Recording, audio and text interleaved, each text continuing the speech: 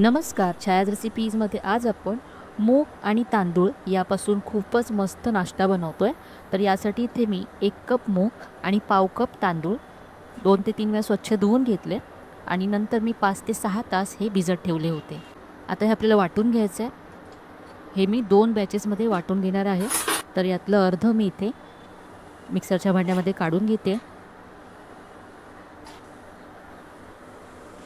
आता यामध्ये 7 ते 8 पाकळ्या लसूण घालायची आहे. थोडंसं आलं घातलं आहे. यानंतर 1 हिरवी मिरची घातली आहे आणि इथे 3 ते 4 कढीपत्त्याची पानं घालायची आहेत आणि हे अगदी बारीक वाटून घ्यायचं आहे. वाटताना यामध्ये मुगातलं जे पाणी आहे ते घालायचं आहे. तर हे मी पहा सगळं इथे वाटून घेतलं आहे. आता यामध्ये पाव कप आपल्याला रवा घालायचा आहे. ज्या वाटीने तुम्ही मूग मोजून घेतले त्याच वाटीने मोजून इथे पाव वाटी रवा घालायचा. तर इथे मी प्रमाण पुन्हा एकदा सांगते. 1 वाटी जर मूग असतील तर पाव वाटी आपल्याला यामध्ये तांदूळ घालायचे आणि जेवढे तांदूळ घातले तेवढाच म्हणजेच पाव वाटी यामध्ये रवा घालायचा. आता रवा यामध्ये मिक्स करून घेतला. आता यावरती झाकण ठेवूया आणि 10 ते 15 मिनटं असंच ठेवून देऊया, म्हणजे रवा छान फुलेल. तोपर्यंत म्हैसूर मसाला डोशाची चटणी बनवूया. तर इथे मी लाल मिरच्या घेतल्या, त्या बेडगी मिरच्या आहेत. या मी 15 ते 20 मिनटं पाण्यामध्ये भिजत घातल्या होत्या. यानंतर 10 ते 12 पाकळ्या लसूण यामध्ये घातली आहे मी. यानंतर इथे थोडीशी चिंच घालायची आहे. इथे आता मी 1 खजूर यामध्ये घालते आहे. खजूर नसेल तर तुम्ही गुळाचा तुकडा छोटासा घालू शकता. अर्धा चमचा यामध्ये जिरं घातलं. तर इथे लसणाचा तिखटपणा थोडासा कमी करण्यासाठी आपण यामध्ये खजूर घातला किंवा गूळ घालू शकता. त्यानंतर 1 चमचा यामध्ये भाजलेली चण्याची डाळ घातली. चवीप्रमाणे मीठ घालायचं आहे आणि ही चटणी वाटून घ्यायची आहे. तर वाटताना अगदी कमी पाणी घालायचं आहे, कारण आपल्याला घट्टसरी चटणी हवी आहे.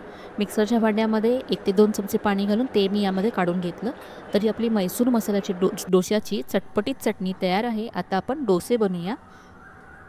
तर हे आपण जे झाकून ठेवलं होतं मिश्रण ते आता आणखी घट्ट झालं आहे. रवा छान फुलला आहे. आता हे मिश्रण आपल्याला 3 ते 4 मिनटं छान फेटून घ्यायचं आहे. तर हे मी विस्कने फेटून घेते. चमच्याने जरी फेटलं तरी चालेल, एकाच दिशेने फेटायचं आहे. असं हे मिश्रण फेटल्यामुळे हलकं होतं आणि आज जे आपण मुगाचे डोसे बनवतो आहे ते अगदी हलके फुलके आणि जाळीदार व्हायला मदत होईल. तर हे मला घट्ट वाटत होतं पीठ, म्हणून इथे मी पाणी घातलं थोडं.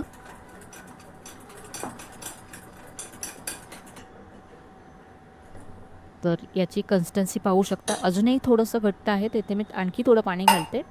नेहमीच आपलं डोस्याचं जसं पीठ असतं त्याप्रमाणेच हे करून घ्यायचं आहे. आता अगदी परफेक्ट आहे हे.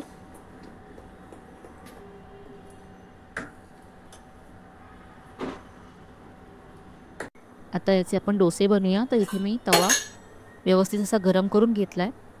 आता यावरती तेल लावून घ्यायचं आहे. तर ब्रशने मी फक्त तेल असं लावून घेते, फक्त तवा ग्रीस करून घेते, जास्त तेल लावायचं नाही आहे. आता तव्याचा वरचा भाग थोडासा थंड होण्यासाठी पाणी शिंपडायचं आहे. आता सेंटरवरती आपण 1 ते 1.5 चमचा पीठ घालूया आणि डोसा हलक्या हाताने पसरवून घेऊया. हे डोसे तुम्हाला अगदी व्यवस्थित पसरवता येतात. तुम्ही पहिल्यांदा जरी डोसा बनवत असाल तरी तुम्ही या रेसिपीने अगदी छान हे डोसे बनवू शकतात. आणि एकदा तरी ही रेसिपी तुम्ही नक्की बनवून पहा. ही रेसिपी जितकी पौष्टिक आहे तितकीच ही चवदारसुद्धा होते. आता वरची बाजू ड्राय होईपर्यंत आपल्याला हा डोसा मीडियम फ्लेमवरती भाजून घ्यायचा आहे. वरून ड्राय झाल्यानंतर इथे तेल, तूप किंवा बटर लावू शकता. इथे मी बटर लावते.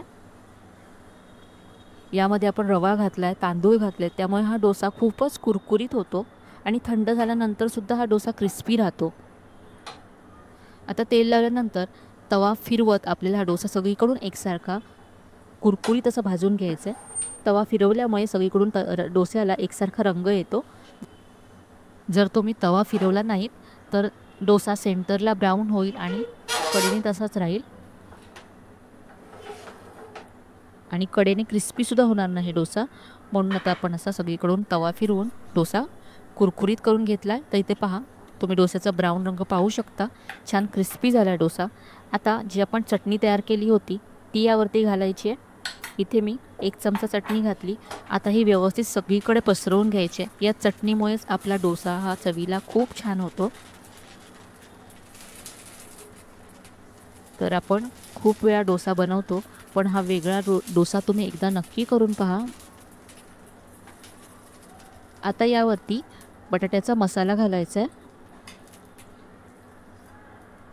तर या बटाट्याच्या मसाल्याची रेसिपी मी याआधी खूप वेळा माझ्या डोस्याच्या व्हिडिओजमध्ये दाखवलेली आहे. याआधी मी गव्हाच्या पिठाचा डोसा दाखवला आहे, रव्याचा डोसा दाखवला आहे. तर त्यामध्ये हा मसाला मी दाखवला आहे. तर तुम्ही तो व्हिडिओ पाहूनसुद्धा बनवू शकता.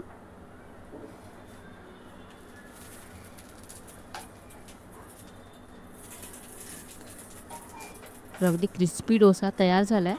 त्याला आता आपण फोल्ड करूया. पाहू शकता डोस्याचा रंग सगळीकडे एकसारखा असा ब्राऊन झाला आहे डोसा आणि सगळीकडून छान असा क्रिस्पी झाला आहे.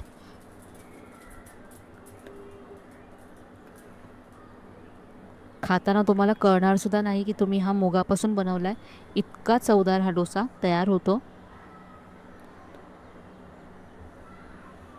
तर हा क्रिस्पी, कुरकुरीत आणि पौष्टिक असा मुगाचा डोसा एकदा तरी नक्की करून पहा. तुम्हाला आवडेल याची मला खात्री आहे. पाहू शकता दिसायला किती मस्त दिसतोय डोसा. याची जाळी पहा आणि पाहूनच तुम्हाला कळत असेल हा डोसा किती कुरकुरीत झाला आहे.